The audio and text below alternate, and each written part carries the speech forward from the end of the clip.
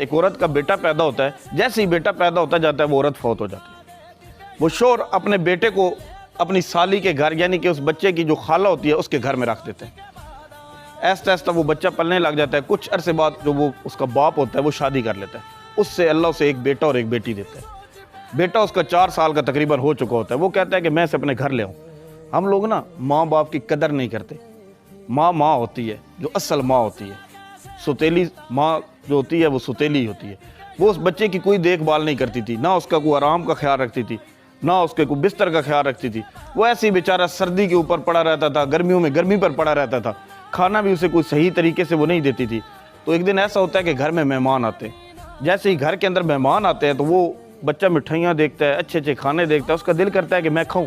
وہ جیسے ہی قریب جاتا ہے تو وہ فوراً کہتی ہے پیچھے ہٹ جاؤ۔ سردیوں کی رات ہوتی ہے، بچہ وہ کوئی گیلری وغیرہ اس کے اندر جا کے بیٹھ جاتا ہے اور بیٹھ کر ادھر ہی کوئی اسے کھانا مل جاتا ہے، کوئی چاول اسے دی جاتا ہے۔ اتنی اسے سردی لگتی ہے، اور باقی مہمان جب چلے جاتے ہیں تو بیوی جو عورت ہوتی ہے، جو اس کی سوتیلی ماں ہوتی ہے، اسے کوئی خیال نہیں ہوتا کہ وہ بچہ ادھر بیٹھے۔ شوہر جب رات کو دیر سے آتا ہے تو وہ کہتا ہے میں کھانا کھا کے آیا ہوں۔ جب عورت اسے کہتی ہے کہ کھانا کھا لو، اس نے کہا میں کھا کے آیا ہوں۔ اس نے کہا میرا بیٹا، اس نے کہا وہ سو گئے۔ اسے نہیں بتایا کہ وہ اور اسے خود کو بھی نہیں یاد تھا کہ گیلری میں وہ سویا پڑا تھا۔ رات کو جناب شوہر کو خواب آ جاتی ہے، اس کی پرانی بیوی، پہلے والی بیوی، وہ کہتی ہے اپنے بیٹے کا خیال رکھو۔ وہ ڈر کے اٹھ جاتا ہے، وہ کہتا ہے میرا بیٹا، وہ کہتی ہے بیٹا سویا پڑا ہے، سو جاؤ۔ وہ پھر سوتا ہے، پھر خواب آتی ہے کہ اپنے بیٹے کا خیال رکھو۔ پھر وہ جم مار کے اٹھتا ہے اور وہ اپنی بیوی کہتا ہے میرا بیٹا، وہ کہتی ہے تم کیا تماشا بنایا ہو، سو جاؤ، وہ سویا ہوا ہے۔ وہ پھر سوتا ہے، پھر اسے خواب آتی ہے۔ اس کی بیوی کہتی ہے بس اب تم سوئے رہو، اب تمہارا بیٹا میرے پاس آ چکا ہے۔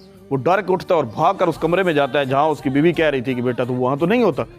وہ جب دیکھتا ہے تو سین کے اندر اس گیلری میں بیٹا جو ہے اس کا پڑا ہوتا ہے۔ کچھ چاول اس نے کھائے ہوتے ہیں، کچھ چاول ایسے ہی پڑے ہوتے ہیں، اور اس کا جسم مکمل طور پہ سرد ہو چکا ہوتا ہے۔ وہیں اس والد کو بھی دل کا دورہ پڑتا ہے اور وہیں وہ بھی مر جاتا ہے۔